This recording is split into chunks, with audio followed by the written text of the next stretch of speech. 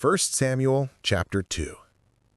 In this chapter, we have, first, Hannah's song of thanksgiving to God for his favor to her in giving her Samuel, verses 1 through 10. Second, their return to their family with Eli's blessing, verses 11, 20, the increase of their family, verse 21, Samuel's growth and improvement, verses 11, 18, 21, and 26, and the care Hannah took to clothe him, verse 19. Third, the great wickedness of Eli's sons, verses 12 through 17 and 22. Fourth, the over-mild reproof that Eli gave them for it, verses 23 and 25. Fifth, the justly dreadful message God sent him by a prophet, threatening the ruin of his family for the wickedness of his sons, verses 27 and 36. Hannah's song, 1137 BC. And Hannah prayed and said, My heart rejoiceth in the Lord. Mine horn is exalted in the Lord. My mouth is enlarged over mine enemies, because I rejoice in thy salvation. There is none holy as the Lord, for there is none beside thee. Neither is there any rock like our God. Talk no more so exceeding proudly. Let not arrogancy come out of your mouth. For the Lord is a God of knowledge, and by him actions are weighed. The bows of the mighty men are broken, and they that stumbled are girded with strength. They that were full have hired out themselves for bread, and they that were hungry ceased. So that the barren hath borne 7, and she that hath many children is waxed feeble. The Lord killeth and maketh alive. He bringeth down to the grave and bringeth up. The Lord maketh poor and maketh rich. He bringeth low and lifteth up. He raiseth up the poor out of the dust, and lifteth up the beggar from the dunghill, to set them among princes, and to make them inherit the throne of glory. For the pillars of the earth are the Lord's, and he hath set the world upon them. He will keep the feet of his saints, and the wicked shall be silent in darkness, for by strength shall no man prevail. The adversaries of the Lord shall be broken to pieces. Out of heaven shall he thunder upon them. The Lord shall judge the ends of the earth, and he shall give strength unto his king, and exalt the horn of his anointed. We have here Hannah's thanksgiving, dictated not only by the spirit of prayer, but by the spirit of prophecy. Her petition for the mercy she desired we had before, and here we have her return of praise. In both, out of the abundance of a heart deeply affected. In the former with her own wants, and in the latter with God's goodness, her mouth spoke. Observe in general, 1, when she had received mercy from God she owned it, with thankfulness to his praise, not like the 9 lepers in Luke 17:17. Praise is our rent, our tribute. We are unjust if we do not pay it. 2, the mercy she had received was an answer to prayer, and therefore she thought herself especially obliged to give thanks for it. What we win by prayer we may wear with comfort, and must wear with praise. 3, her thanksgiving is here called a prayer. Hannah prayed, for thanksgiving is an essential part of prayer. In every address to God, we must express a grateful regard to him as our benefactor. Nay, and thanksgiving for mercies received shall be accepted as a petition for further mercy. For from this particular mercy which she had received from God, she takes occasion with an elevated and enlarged heart to speak glorious things of God and of his government of the world for the good of his church. Whatever at any time gives rise to our praises in this manner, they should be raised. 5, her prayer was mental. Her voice was not heard, but in her thanksgiving she spoke, that all might hear her. She made her supplication with groanings that could not be uttered, but now her lips were open to show forth God's praise. 6, this thanksgiving is here left upon record for the encouragement of those of the weaker sex to attend the throne of grace. God will regard their prayers and praises. The Virgin Mary song has great affinity with this of Hannah in Luke 1:46. 3 things we have in this thanksgiving. Hannah's triumph in God, in his glorious perfections and the great things he had done for her. Verse 1 to 3. Observe, 1, what great things she says of God. She takes little notice of the particular mercy she was now rejoicing in, does not commend Samuel for the prettiest child, the most toward and sensible for his age that she ever saw, as fond parents are too apt to do. No, she overlooks the gift and praises the giver, whereas most forget the giver and fasten only on the gift. Every stream should lead us to the fountain, and the favors we receive from God should raise our admiration of the infinite perfections there are in God. There may be other Samuels, but no other Jehovah. There is none beside thee. Note, God is to be praised as a peerless being and of unparalleled perfection. This glory is due unto his name, to own not only that there is none like him, but that there is none beside him. All others were pretenders. Psalm 18:31. 4 of God's glorious attributes Hannah here celebrates the glory of. 1, his unspotted purity. This is that attribute which is most praised in the upper world by those that always behold his face. Isaiah 6:3, Revelation 4:8. When Israel triumphed over the Egyptians, God was praised as glorious in holiness. Exodus 15:11. So here, in Hannah's triumph, there is none holy as the Lord. It is the rectitude of his nature, his infinite agreement with himself, and the equity of his government and judgment in all the administrations of both. At the remembrance of this we ought to give thanks. 2, his almighty power. Neither is there any rock or any strength, for so the word is sometimes rendered, like our God. Hannah had experienced a mighty support by staying herself upon him, and therefore speaks as she had found, and seems to refer to that of Moses in Deuteronomy 32:31. 3, his unsearchable wisdom. The Lord, the judge of all, is a God of knowledge. He clearly and perfectly sees into the character of every person and the merits of every cause, and he gives knowledge and understanding to those that seek them of him. 4, his unerring justice. By him actions are weighed. His own are so in his eternal counsels. The actions of the children of men are so in the balances of his judgment, so that he will render to every man according to his work, and is not mistaken in what any man is or does. 2, how she solaces herself in these things. What we give God the glory of, we may take the comfort of.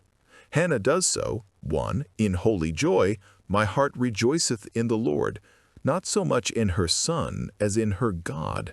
He is to be the gladness of our joy, and our joy must not terminate in anything short of him. I rejoice in thy salvation, not only in this particular favor to me, but in the salvation of thy people Israel, those salvations especially which this child will be an instrument of, and that, above all, by Christ, which those are but the types of. 2, in holy triumph, my horn is exalted. Not only is my reputation saved by my having a son, but greatly raised by having such a son. We read of some of the singers whom David appointed to lift up the horn, an instrument of music, in praising God. So that my horn is exalted means this: my praises are very much elevated to an unusual strain. Exalted in the Lord. God is to have the honor of all our exaltations, and in him must we triumph. My mouth is enlarged, that is, now I have wherewith to answer those that reproached me. He that has his quiver full of arrows, his house full of children, shall not be ashamed to speak with the enemy in the gate. 3, how she herewith silences those that set themselves up as rivals with God and rebels against him. Talk no more so exceedingly proudly. Let not Peninnah and her children upbraid her any more with her confidence in God and praying to him. At length she found it not in vain. See Micah 7:10. Then she that is my enemy shall see it, and shame shall cover her that said, Where is thy God? Or perhaps it was below her to take so much notice of Peninnah and her malice in this song, But this is intended as a check to the insolence of the Philistines and other enemies of God and Israel that set their mouth against the heavens. Psalm 73:9. Let this put them to silence and shame. He that has thus judged for me against my adversary will judge for his people against all theirs. 2. The notice she takes of the wisdom and sovereignty of the divine providence in its disposals of the affairs of the children of men. Such are the vicissitudes of them, and such the strange and sudden turns and revolutions of them, that it is often found a very short step between the height of prosperity and the depth of adversity. God has not only set the one over against the other, Ecclesiastes 7:14, but the one very near the other, and no gulf fixed between them, that we may rejoice as though we rejoiced not, and weep as though we wept not. 1. The strong are soon weakened, and the weak are soon strengthened, when God pleases. Verse 4. On the one hand, if he speak the word, the bows of almighty men are broken. They are disarmed, disable to do as they have before done and as they have designed to do. Those have been worsted in battle who seemed upon all accounts to have the advantage on their side and thought themselves sure of victory. See Psalm 46:9, 37:15-17. Particular persons are soon weakened by sickness and age, and they find that the bow does not long abide in strength. Many a mighty man who has gloried in his might has found it a deceitful bow that failed him when he trusted to it. On the other hand, if the Lord speak the word, those who stumble through weakness, who were so feeble that they could not go straight or steady, are girded with strength in body and mind, and are able to bring great things to pass. Those who are weakened by sickness return to their figure. Job 33:25. And those who are brought down by sorrow shall recover their comfort, which will confirm the weak hands and the feeble knees. Isaiah 35:3. Victory turns in favor of that side that was given up for gone, and even the lame take the prey. Isaiah 33:23. 2. The rich are soon impoverished, and the poor strangely enriched on a sudden. Verse 5. Providence sometimes does so blast men's estates and cross their endeavors, and with the fire not blown consume their increase, that those who are full, their barns full and their bags full, their houses full of good things, Job 22:18, and their bellies full of these hidden treasures, Psalm 17:14, have been reduced to such straits and extremities as to want the necessary supports of life, and to hire out themselves for bread, and they must dig, since to beg they are ashamed. Riches flee away, Proverbs 23:5, and leave those miserable who, when they had them, place their happiness in them. To those who have been full and free, poverty must needs be doubly grievous. But on the other hand, sometimes Providence so orders it that those who are hungry cease, that is, cease to hire out themselves for bread as they have done, having, by God's blessing on their industry, God beforehand in the world and enough to live upon at ease, they shall hunger no more, not thirst any more. This is not to be ascribed to fortune, nor merely to men's wisdom or folly. Riches are not to men of understanding, nor favor to men of skill. Ecclesiastes 9:11. Nor is it always men's own fault that they become poor, but, verse 7, the Lord maketh some poor, and maketh others rich. The impoverishing of one is the enriching of another, and it is God's doing. To some he gives power to get wealth, from others he takes away power to keep the wealth they have. Are we poor? God made us poor, which is a good reason why we should be content and reconcile ourselves to our condition. Are we rich? God made us rich, which is a good reason why we should be thankful and serve him cheerfully in the abundance of good things he gives us. It may be understood of the same person. Those that were rich God makes poor, and after a while makes rich again, as Job. He gave, he takes away, and then gives again. Let not the rich be proud and secure, for God can soon make them poor. Let not the poor despond and despair, for God can in due time enrich them again. 3. Empty families are replenished, and numerous families diminished and made few. This is the instance that comes close to the occasion of the thanksgiving. The barren hath borne 7, meaning herself, for, though at present she had but one son, yet, that one being a Nazarite, devoted to God and employed in his immediate service, he was to her as good as 7, or it is the language of her faith. Now that she had one, she hoped for more, and was not disappointed. She had 5 more, verse 21. So that if we reckon Samuel but for 2, as we well may, she has the number she promised herself. The barren hath borne 7, while on the other hand, she that hath many children has waxed feeble, and hath left bearing. She says no more. Peninnah is now mortified and crestfallen. The tradition of the Jews is that when Hannah bore 1 child, Peninnah buried 2. There are many instances both of the increase of families that were inconsiderable and the extinguishing of families that made a figure. Job 22:23, Psalm 107:38, etc. 4. God is the sovereign Lord of life and death, verse 6. The Lord killeth and maketh alive. Understand it. 1. Of God's sovereign dominion and universal agency in the lives and deaths of the children of men. He presides in births and burials. Whenever any die, it is God that directs the arrows of death. The Lord killeth. Death is his messenger, strikes whom and when he bids. None are brought to the dust, but it is he that brings them down. For in his hand are the keys of death and the grave. Revelation 1:18. Whenever any are born, it is he that makes them alive. None knows what is the way of the Spirit, but this we know, that it comes from the Father of spirits.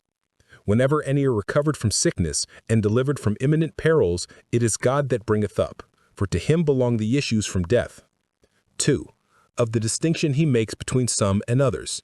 He killeth some and maketh, that is, keepeth others alive that were in the same danger. In war, suppose, or pestilence, 2 in a bed together, it may be, 1 taken by death and the other left alive. Even so, Father, because it seemed good in thine eyes. Some that were most likely to live are brought down to the grave, and others that were as likely to die are brought up. For living and dying do not go by likelihoods. God's providence towards some are killing, ruining to their comforts, and towards others at the same time reviving.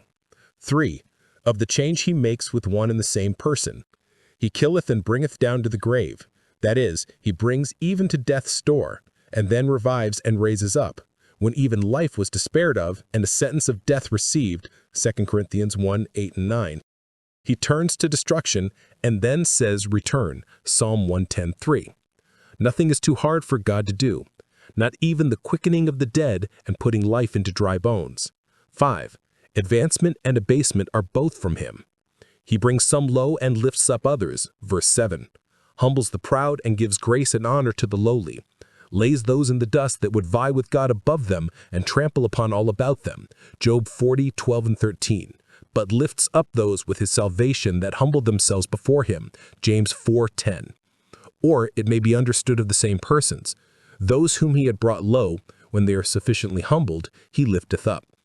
This is enlarged upon verse 8. He raises up the poor out of the dust, a low and mean condition. Nay, from the dunghill, a base and servile condition, loathed and despised, to set them among princes. See Psalm 113:7 and 8. Promotion comes not by chance, but from the counsel of God, which often prefers those that were very unlikely and that men thought very unworthy. Joseph and Daniel, Moses and David were thus strangely advanced, from a prison to a palace, from a sheep hook to a scepter. The princes they are set among may be tempted to disdain them, but God can establish the honor which he gives thus surprisingly, and make them even to inherit the throne of glory. Let not those whom providence has thus preferred be upbraided with the dust and dunghill they are raised out of, for the meaner their beginnings were, the more they are favored, and God is glorified in their advancement, if it be by lawful and honorable means. 6. A reason is given for all these dispensations, which obliges us to acquiesce in them, how surprising soever they are. For the pillars of the earth are the Lord's. If we understand this literally, it intimates God's almighty power, which cannot be controlled. He upholds the whole creation, founded the earth, and still sustains it by the word of his power. What cannot he do in the affairs of families and kingdoms, far beyond our conception and expectation, who hangs the earth upon nothing? Job 26:7. But 2, if we understand it figuratively, it intimates his incontestable sovereignty, which cannot be disputed.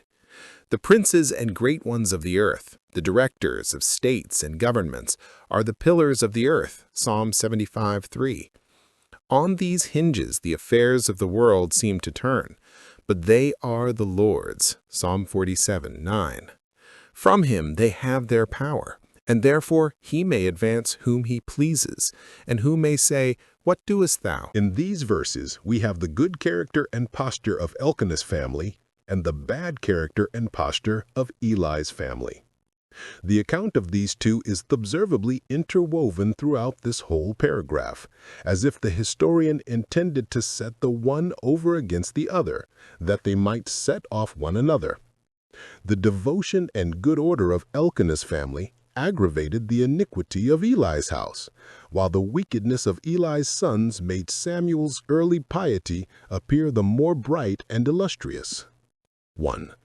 Let us see how well things went in Elkanah's family and how much better than formerly. 1. He dismissed them from the house of the Lord when they had entered their little son there with a blessing. Verse 20. He blessed as one having authority. The Lord give thee more children of this woman for the loan that is lent to the Lord. If Hannah had then had many children, it would not have been such a generous piece of piety to part with one out of many for the service of the tabernacle. But when she had but one, and only one whom she loved, her Isaac, to present him to the Lord was such an act of heroic piety as should by no means lose its reward. As when Abraham had offered Isaac, he received the promise of a numerous issue, Genesis 22:16-17. So did Hannah when she had presented Samuel unto the Lord a living sacrifice. Note, what is lent to the Lord will certainly be repaid with interest, to our unspeakable advantage, and oftentimes in kind. Hannah resigns one child to God and is recompensed with 5. For Eli's blessing took effect, verse 21. She bore 3 sons and 2 daughters. There was nothing lost by lending to God or losing for him. It shall be repaid 100-fold. Matthew 19:29. 2. They returned to their own habitation. This is twice mentioned, verses 11 and again verse 20. It was very pleasant to attend at the house of the Lord, to bless him, and to be blessed of him. But they have a family at home that must be looked after, and thither they return, cheerfully leaving the dear little one behind them, knowing they left him in a good place, and it does not appear that he cried after them, but was as willing to stay as they were to leave him. So soon did he put away childish things and behave like a man. 3. They kept up their constant attendance at the house of God with their yearly sacrifice. Verse 19. They did not think that their sons ministering there would excuse them, or that that offering must serve instead of other offerings. But, having found the benefit of drawing near to God, they would omit no appointed season for it, and now they had one lodestone more in Shiloh to draw them thither. We may suppose they went thither to see their child oftener than once a year, for it was 10 miles from Ramah. But their annual visit is taken notice of because then they brought their yearly sacrifice, and then Hannah fitted up her son, and some think oftener than once a year, with a new suit of clothes, a little coat, verse 19, and everything belonging to it. She undertook to find him with clothes during his apprenticeship at the tabernacle, and took care he should be well provided, that he might appear the more decent and sightly in his ministration, and to encourage him in his towardly beginnings. Parents must take care that their children want nothing that is fit for them, whether they are with them or from them. But those that are dutiful and hopeful and minister to the Lord must be thought worthy of double care and kindness. 4. The child Samuel did very well. 4 separate times he is mentioned in these verses, and 2 things are we told of. 1. The service he did to the Lord. He did well indeed, for he ministered to the Lord, verses 11 and 18, according as his capacity was. He learned his catechism and was constant to his devotions, soon learned to read, and took a pleasure in the book of the law. And thus he ministered to the Lord. He ministered before Eli, that is, under his inspection, and as he ordered him, not before Eli's sons. All parties were agreed that they were unfit to be his tutors. Perhaps he attended immediately on Eli's person, was ready to him to fetch and bring as he had occasion, and that is called ministering to the Lord. Some little services perhaps he was employed in about the altar, though much under the age appointed by the law for the Levites ministering. He could light a candle, or hold a dish, or run on an errand, or shut a door. And because he did this with a pious disposition of mind, it is called ministering to the Lord. And great notice is taken of it. After a while he did his work so well that Eli appointed that he should minister with a linen ephod, as the priests did, though he was no priest, because he saw that God was with him. Note: little children must learn betimes to minister to the Lord. Parents must train them up to it, and God will accept them. Particularly let them learn to pay respect to their teachers, as Samuel to Eli. None can begin too soon to be religious. See Psalm 8:2 and Matthew 21:15-16. 2. The blessing he received from the Lord. He grew before the Lord as a tender plant, verse 21. Grew on, verse 26, in strength and stature, and especially in wisdom and understanding, in fitness for business. Note: those young people that serve God as well as they can will obtain grace to improve, that they may serve him better. Those that are planted in God's house shall flourish. Psalm 92:13. He was in favor with the Lord and with man. Note: it is a great encouragement to children to be tractable and virtuous and good betimes, that if they be both, God and man will love them. Such children are the darlings of both heaven and earth. What is here said of Samuel is said of our blessed Savior, that great example. Luke 2:52. Let us now see how ill things went in Eli's family, though seated at the very door of the tabernacle. The nearer the church, the further from God. 1. The abominable wickedness of Eli's sons. Verse 12. The sons of Eli were sons of Belial. It is emphatically expressed. Nothing appears to the contrary but that Eli himself was a very good man, and no doubt had educated his sons well, giving them good instructions, setting them good examples, and putting up many a good prayer for them. And yet, when they grew up, they proved sons of Belial, profane wicked men, and errant rakes. They knew not the Lord. They could not but have a notional knowledge of God and his law, a form of knowledge. Yet, because their practice was not conformable to it, they are spoken of as wholly ignorant of God. They lived as if they knew nothing at all of God. Note: parents cannot give grace to their children, nor does it run in the blood. Many that are sincerely pious themselves live to see those that come from them notoriously impious and profane, for the race is not to the swift. Eli was high priest and judge in Israel. His sons were priests by their birth. Their character was sacred and honorable, and obliged them, for their reputation's sake, to observe decorum. They were resident at the fountainhead both of magistracy and ministry, and yet they were sons of Belial, and their honor, power, and learning made them so much the worse. They did not go to serve other gods, as those did that lived at a distance from the altar, for from the house of God they had their wealth and dignity. But, which was worse, they managed the service of God as if he had been one of the dunghill deities of the heathen.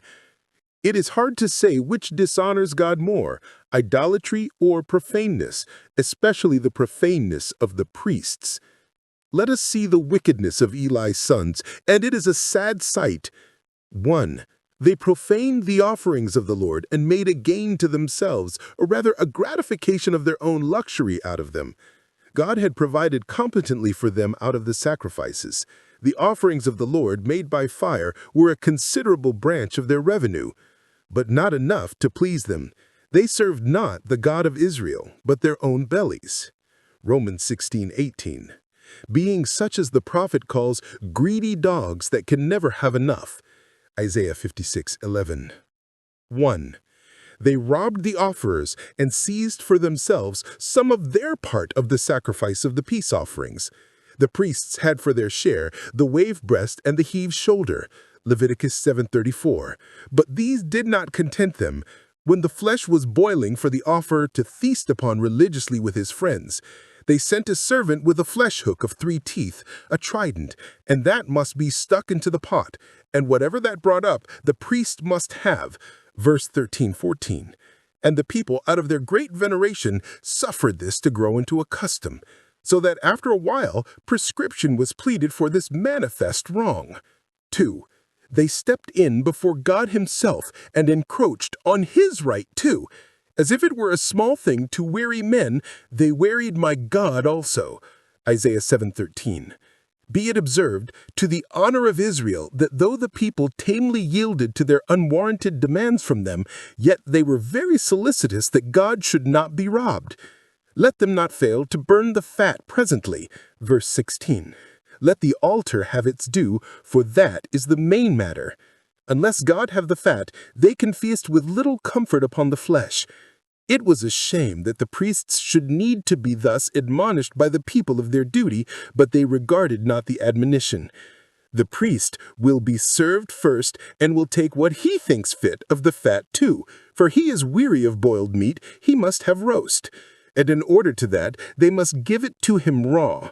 And if the offerer disputed, not in his own favor, let the priest take what he pleases of his part. But in favor of the altar, let them be sure to burn the fat first. Even the priest's servant had grown so very imperious that he would either have it now or take it by force, than which could not be a greater affront to God, nor a greater abuse to the people. The effect was, first, that God was displeased. The sin of the young men was very great before the Lord. Verse 17. Nothing is more provoking to God than the profanation of sacred things and men serving their lusts with the offerings of the Lord. Second, that religion suffered by it. Men abhorred the offerings of the Lord. All good men abhorred their management of the offerings, and too many insensibly fell into a contempt of the offerings themselves for their sakes.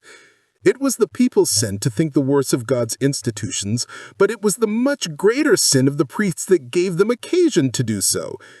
Nothing brings a greater reproach upon religion than ministers' covetousness, sensuality, and imperiousness. In the midst of this sad story comes in the repeated mention of Samuel's devotion. But Samuel ministered before the Lord as an instance of the power of God's grace in preserving him pure and pious in the midst of this wicked crew. And this helped to keep up the sinking credit of the sanctuary in the minds of the people, who, when they had said all they could against Eli's sons, could not but admire Samuel's seriousness and speak well of religion for his sake. 2. They debauched the women that came to worship at the door of the tabernacle. Verse 22. They had wives of their own, but were like fed horses. Jeremiah 5:8. To have gone to the harlots' houses, the common prostitutes, would have been abominable wickedness, but to use the interest which, as priests, they had in those women that had devout dispositions and were religiously inclined, and bring them to commit their wickedness, was such horrid impiety as one can scarcely think that possible that men who called themselves priests could ever be guilty of. Be astonished, O heavens, at this, and tremble, O earth. No words can sufficiently express the villainy of such practices as these. 3. A prediction of the preservation and advancement of all God's faithful friends and the destruction of all his enemies. Having testified her joyful triumph in what God had done and is doing, she concludes with joyful hopes of what he would do. Verse 9-10. Pious affections, says Bishop Patrick, in those days rose many times to the height of prophecy, whereby God continued in that nation his true religion in the midst of their idolatrous inclinations.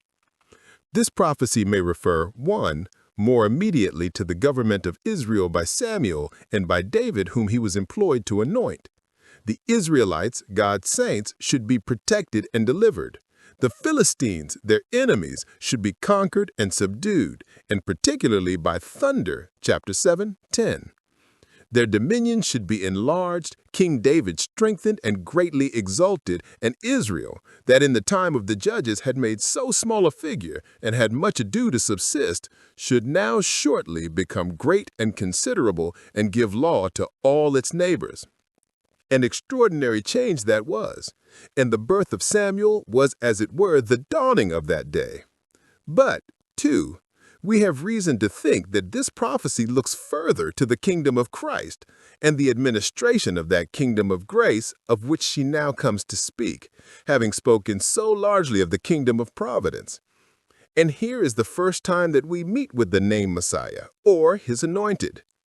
The ancient expositors, both Jewish and Christian, make it to look beyond David to the son of David. Glorious things are here spoken of the kingdom of the mediator, both before and since his incarnation, for the method of the administration of it, both by the eternal word and by that word made flesh, is much the same. Concerning that kingdom, we are here assured, 1. That all the loyal subjects of it shall be carefully and powerfully protected, verse 9. He will keep the feet of his saints. There is a people in the world that are God's saints, his select and sanctified ones, and he will keep their feet. That is, all that belongs to them shall be under his protection, down to their very feet, the lowest part of the body. If he will keep their feet, much more their head and hearts. Or he will keep their feet, that is, he will secure the ground they stand on and establish their goings. He will set a guard of grace upon their affections and actions, that their feet may neither wander out of the way nor stumble in the way. When their feet are ready to slip, Psalm 73:2, his mercy holdeth them up, Psalm 94:18, and keepeth them from falling, Jude 24. While we keep God's ways, he will keep our feet. See Psalm 37:23-24. 2. That all the powers engaged against it shall not be able to effect the ruin of it. By strength shall no man prevail.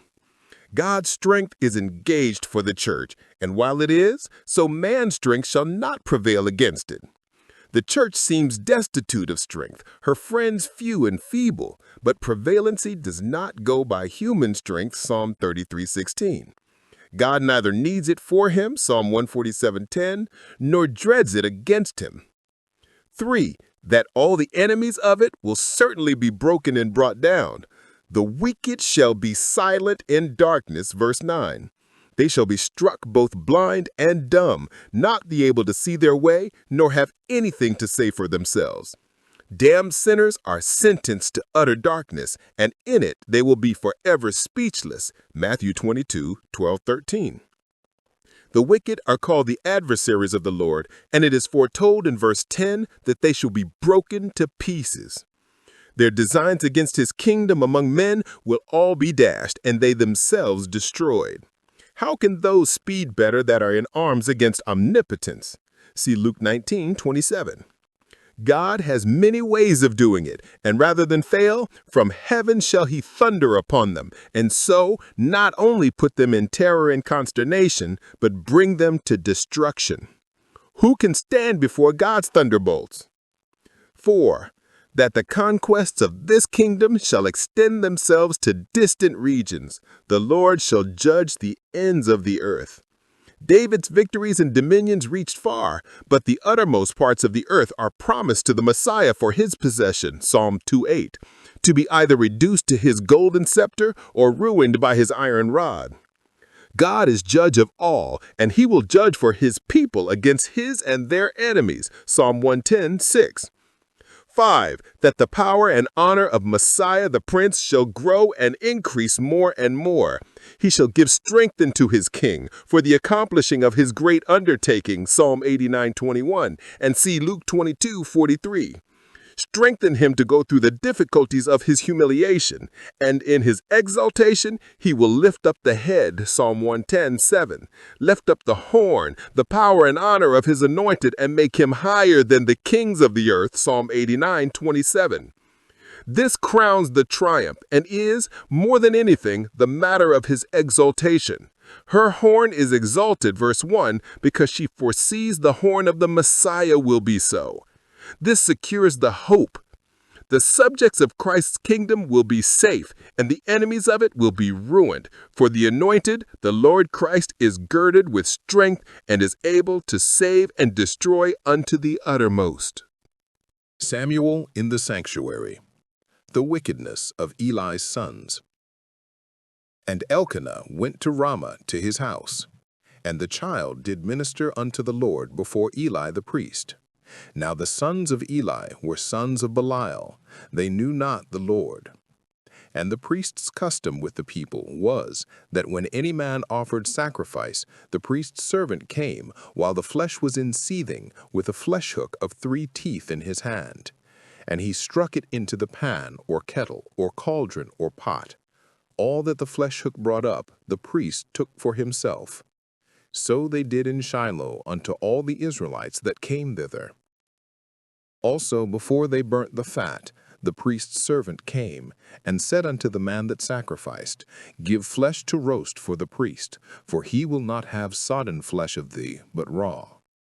And if any man said unto him, Let them not fail to burn the fat presently, and then take as much as thy soul desireth, then he would answer him, Nay, but thou shalt give it me now, and if not, I will take it by force. Wherefore the sin of the young men was very great before the Lord, for men abhorred the offering of the Lord. But Samuel ministered before the Lord, being a child, girded with a linen ephod. Moreover, his mother made him a little coat, and brought it to him from year to year, when she came up with her husband to offer the yearly sacrifice. And Eli blessed Elkanah and his wife, and said, The Lord give thee seed of this woman for the loan which is lent to the Lord. And they went unto their own home. And the Lord visited Hannah, so that she conceived and bare 3 sons and 2 daughters. And the child Samuel grew before the Lord. Now Eli was very old, and heard all that his sons did unto all Israel, and how they lay with the women that assembled at the door of the tabernacle of the congregation. And he said unto them, Why do ye such things? For I hear of your evil dealings by all this people. Nay, my sons, for it is no good report that I hear. Ye make the Lord's people to transgress. If one man sin against another, the judge shall judge him. But if a man sin against the Lord, who shall entreat for him? Notwithstanding, they hearkened not unto the voice of their father, because the Lord would slay them. And the child Samuel grew on, and was in favor both with the Lord and also with men. 2. The reproof which Eli gave his sons for this their wickedness.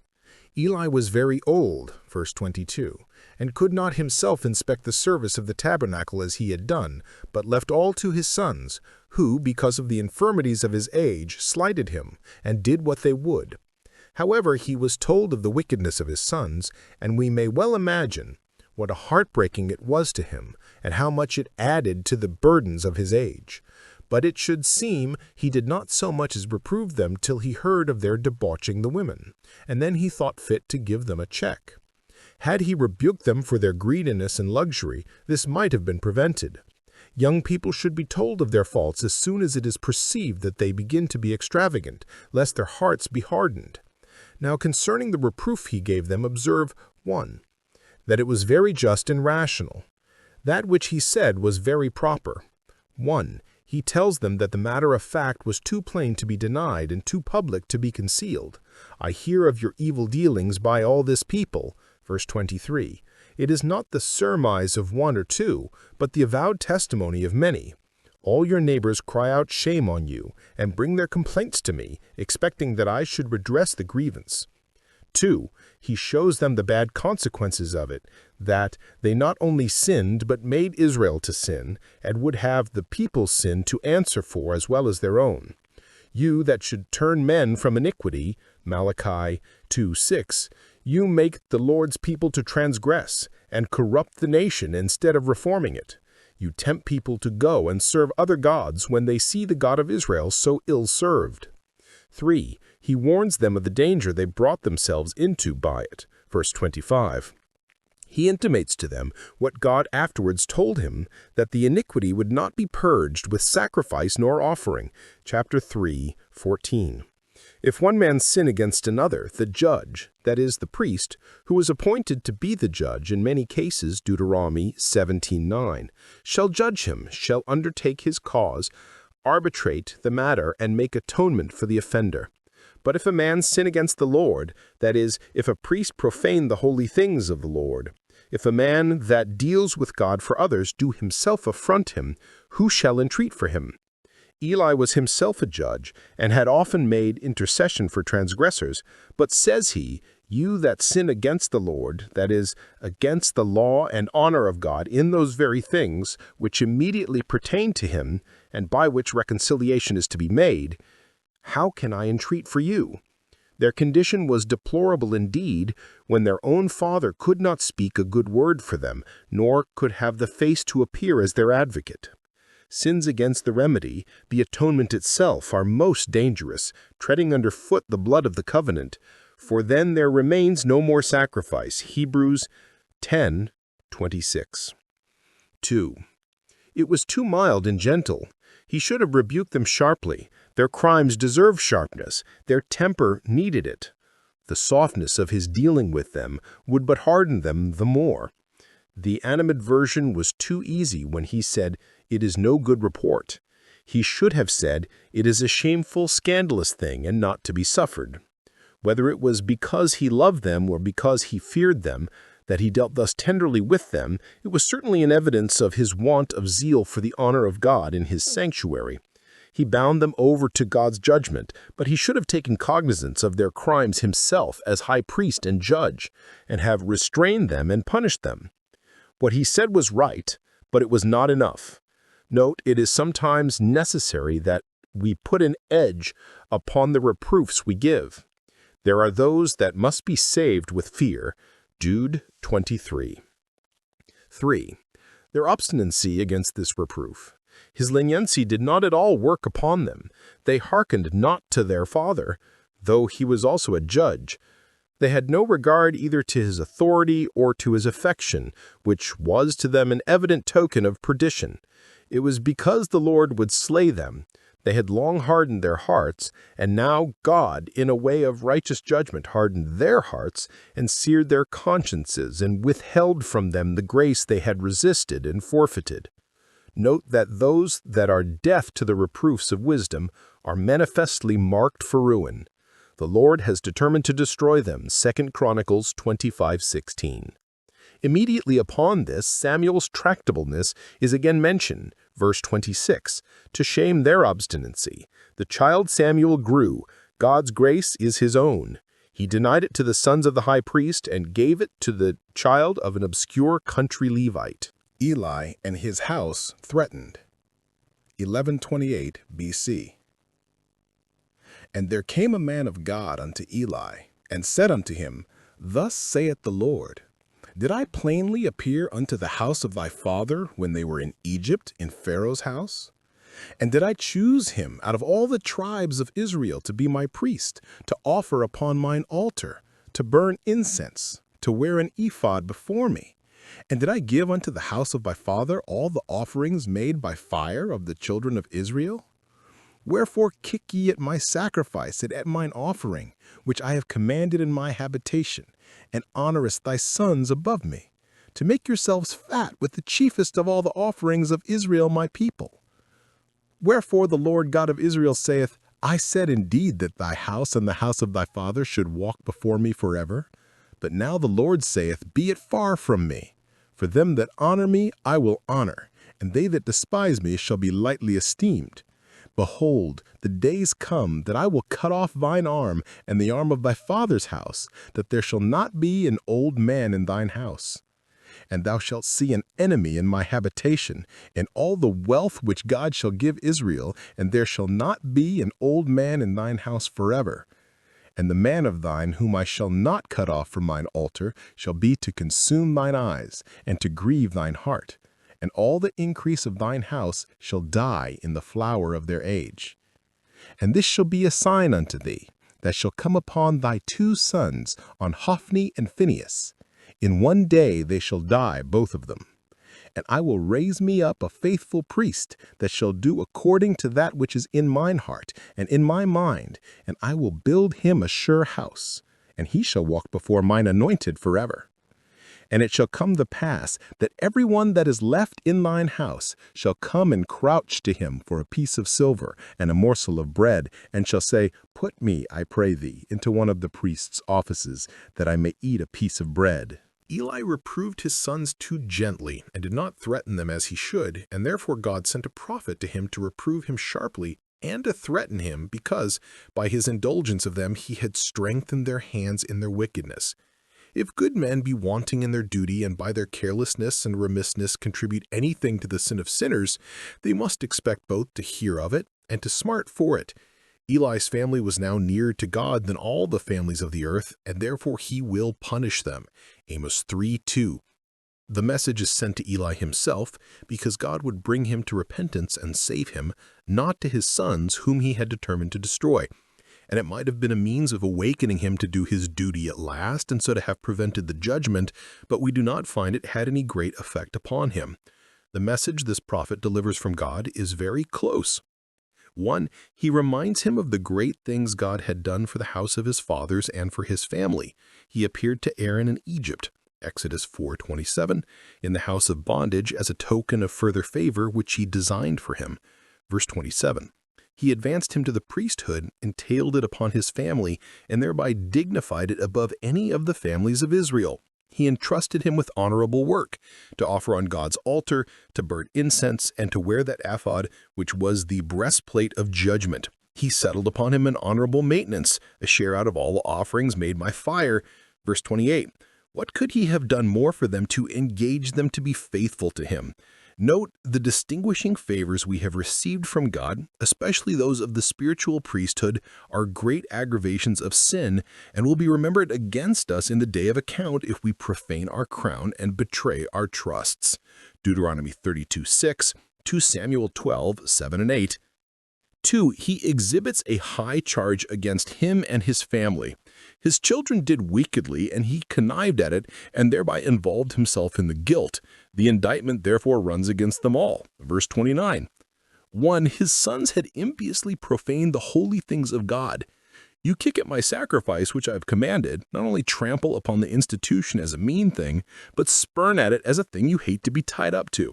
They did the utmost despite imaginable to the offerings of the Lord when they committed all that outrage and rapine about them that we read of, and violently plundered the pots on which, in effect, holiness to the Lord was written, Zechariah 14:20, and took that fat to themselves which God had appointed to be burnt on his altar.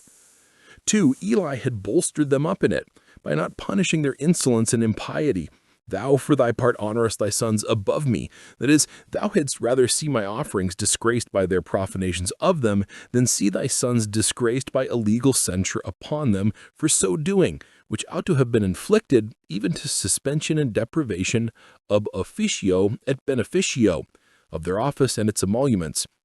Those that allow and countenance their children in any evil way, and do not use their authority to restrain and punish them, do in effect honor them more than God, being more tender of their reputation than of his glory, and more desirous to humor them than to honor him. 3. They had all shared in the gains of the sacrilege. It is to be feared that Eli himself, though he disliked and reproved the abuses they committed, yet did not forbear to eat of the roast meat they sacrilegiously got. Verse 15. He was a fat, heavy man, chapter 4:18, and therefore it is charged upon the whole family. You make yourselves fat with the chief of all the offerings. God gave them sufficient to feed them, but that would not suffice. They made themselves fat and served their lust with that which God was to be served with. See Hosea 4:8. 3. He declares the cutting off of the entail of the high priesthood from his family. Verse 30. The Lord God of Israel, who is jealous for his own honor and Israel's, says and lets thee know it, that thy commission is revoked and superseded. I said indeed that thy house and the house of thy father Ithamar, from that younger son of Aaron Eli descended, should walk before me forever. Upon what occasion the dignity of the high priesthood was transferred from the family of Eleazar to that of Ithamar does not appear. But it seems this had been done, and Eli stood fair to have that honor perpetuated to his posterity. But observe, the promise carried its own condition along with it. They shall walk before me forever, that is, they shall have the honor, provided they faithfully do the service. Walking before God is the great condition of the covenant. Genesis 17:1. Let them set me before their face, and I will set them before my face continually. Psalm 41:12. Otherwise, not. But now the Lord says, be it far from me. Now that you cast me off, you can expect no other than that I should cast you off. You will not walk before me as you should, and therefore you shall not. Such wicked and abusive servants God will discard and turn out of his service. Some think there is a further reach in this recall of the grant, and that it was not only to be fulfilled shortly in the deposing of the posterity of Eli, when Zadok, who descended from Eleazar, was put in Abiathar's room, but it was to have its complete accomplishment at length in the total abolition of the Levitical priesthood by the priesthood of Christ. 4. He gives a good reason for this revocation taken from a settled and standing rule of God's government, according to which all must expect to be dealt with, like that by which Cain was tried, Genesis 4, verse 7. Those that honor me I will honor, and those that despise me shall be lightly esteemed. Observe in general that God is the fountain of honor and dishonor. He can exalt the meanest and put contempt upon the greatest. Second, as we deal with God, we must expect to be dealt with by him, and yet more favorably than we deserve. See Psalm 18, verses 25 and 26. 2. Particularly, 1. Be it spoken to the everlasting reputation of religion or of serious godliness, that it gives honor to God and puts honor upon men. By it we seek and serve the glory of God, and he will be behindhand with none that do so, but here and hereafter will secure their glory. The way to be truly great is to be truly good. If we humble and deny ourselves in anything to honor God and have a single eye to him in it, we may depend upon this promise. He will put the best honor upon us. See John 12:26. 2. Be it spoken to the everlasting reproach of impiety or profaneness, that this does dishonor to God, despises the greatest and best of beings, whom angels adore, and will bring dishonor upon men, for those that do so shall be lightly esteemed. Not only God will lightly esteem them, that perhaps they will not regard as those that honor him value his honor, of whom therefore it is said, I will honor them, but they shall be lightly esteemed by all the world. The very honor they are proud of shall be laid in the dust. They shall see themselves despised by all mankind, their names a reproach. When they are gone, their memories shall rot, and when they rise again, it shall be to everlasting shame and contempt. The dishonor which their impotent malice puts upon God and his omnipotent justice will return upon their own heads. Psalm 79:12. 5. He foretells the particular judgments which should come upon his family to its perpetual ignominy. A curse should be entailed upon his posterity, and of terrible curse it is, and shows how jealous God is in the matters of his worship, and how ill he takes it when those who are bound by their character and profession to preserve and advance the interests of his glory are false to their trust, and betray them. If God's ministers be vicious and profane, of how much sorer punishment will they be thought worthy here and forever than other sinners? Let such read the doom here passed on Eli's house and tremble. It is threatened. 1. That their power should be broken. Verse 31. I will cut off thy arm and the arm of thy father's house. They should be stripped of all their authority, should be deposed, and have no influence upon the people as they had had. God would make them contemptible and base.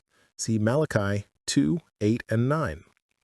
The sons had abused their power to oppress the people and encroach upon their rights, and the father had not used his power as he ought to have done to restrain and punish them, and therefore it was justly threatened that the arm should be cut off which was not stretched out as it should have been. 2. That their lives should be shortened. He himself was an old man, but instead of using the wisdom, gravity, experience, and authority of his age for the service of God and the support of religion, he had suffered the infirmities of age to make him more cool and remiss in his duty. And therefore it is here threatened that none of his posterity should live to be old, verse 31 and 32. It is twice spoken, there shall not be an old man in thy house forever, and again, verse 33, all the increase of thy house from generation to generation shall die in the flower of their age, when they are in the midst of the years of their service. So that, though the family should not be extinct, yet it should not be considerable, nor should any member of it come to be eminent in his day. Bishop Patrick relates out of some of the Jewish writers that long after this, there being a family in Jerusalem, none of which commonly lived above 18 years, upon search it was found that they descended from the house of Eli, on which this sentence was passed. 3. That all their comforts should be embittered. 1. The comfort they had in the sanctuary in its wealth and prosperity. Thou shalt see an enemy in my habitation. This was fulfilled in the Philistines' invasions and the mischiefs they did to Israel, by which the country was impoverished, and thy base, see Malachi 2, 8, and 9. The sons had abused their power to oppress the people and encroach upon their rights, and the father had not used his power as he ought to have done to restrain and punish them, and therefore it was justly threatened that the arm should be cut off which was not stretched out as it should have been. 2. That their lives should be shortened. He himself was an old man, but instead of using the wisdom, gravity, experience, and authority of his age for the service of God and the support of religion, he had suffered the infirmities of age to make him more cool and remiss in his duty, and therefore it is here threatened that none of his posterity should live to be old, verse 31 and 32. It is twice spoken, there shall not be an old man in thy house forever, and again, verse 33, all the increase of thy house from generation to generation shall die in the flower of their age, when they are in the midst of the years of their service. So that though the family should not be extinct, yet it should not be considerable, nor should any member of it come to be eminent in his day. Bishop Patrick relates out of some of the Jewish writers that long after this, there being a family in Jerusalem, none of which commonly lived above 18 years, upon search it was found that they descended from the house of Eli, on which this sentence was passed. 3. That all their comforts should be embittered. 1. The comfort they had in the sanctuary and its wealth and prosperity. Thou shalt see an enemy in my habitation. This was fulfilled in the Philistines' invasions and the mischiefs they did to Israel, by which the country was impoverished, and no doubt the priests' incomes were thereby very much impaired. The captivity of the ark was such an act of hostility committed upon God's habitation that broke Eli's heart. As it is a blessing to a family to see peace on Israel, Psalm 128, 5 and 6, so the contrary is a sore judgment upon a family, especially a family of priests. 2. The comfort of their children. The man of thine, whom I shall not cut off by an untimely death, shall live to be a blot and burden to the family, a scandal and vexation to his relations. He shall be to consume thy eyes and grieve thy heart for his foolishness or his sickliness, his wickedness or his poverty. Grief for a dead child is great, but for a bad child often greater. 4. That their substance should be wasted, and they should be reduced to extreme poverty, verses 36. He that is left alive in thy house shall have little joy of his life, for want of a livelihood. He shall come and crouch to the succeeding family for a subsistence. 1. He shall beg for the smallest alms, a piece of silver, and the word signifies the least piece, and a morsel of bread. See how this answered the sin. Eli's sons must have the best pieces of flesh, but their sons will be glad of a morsel of bread. Note, want is the just punishment of wantonness. Those who could not be content without dainties and varieties are brought, they or theirs, to want necessaries, and the Lord is righteous in thus visiting them. 2. He shall beg for the meanest office. Put me into somewhat belonging to the priesthood, as it is in the original. Make me as one of the hired servants, the fittest place for a prodigal. Plenty and power are forfeited when they are abused.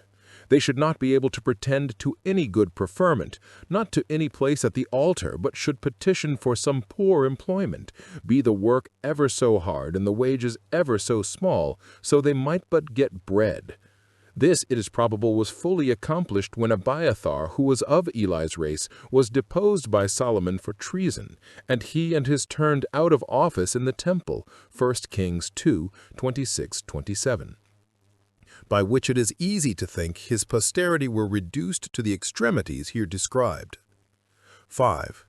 That God would shortly begin to execute these judgments in the death of Hophni and Phinehas, the sad tidings of which Eli himself should live to hear. This shall be a sign to thee, verse 34. When thou hearest it, say, now the word of God begins to operate. Here is one threatening fulfilled, from which I infer that all the rest will be fulfilled in their order. Hophni and Phinehas had many a time sinned together, and it is here foretold that they should die together both in one day. Bind these tares in a bundle for the fire. This was fulfilled, chapter 4, verse 11. 6. In the midst of all these threatenings against the house of Eli, here is mercy promised to Israel, verse 35. I will raise me up a faithful priest. 1. This was fulfilled in Zadok, of the family of Eleazar, who came into Abiathar's place in the beginning of Solomon's reign, and was faithful to his trust. And the high priests were of his posterity, as long as the Levitical priesthood continued. Note, the wickedness of ministers, though it destroy themselves, yet it shall not destroy the ministry. How bad soever the officers are, the office shall continue always to the end of the world.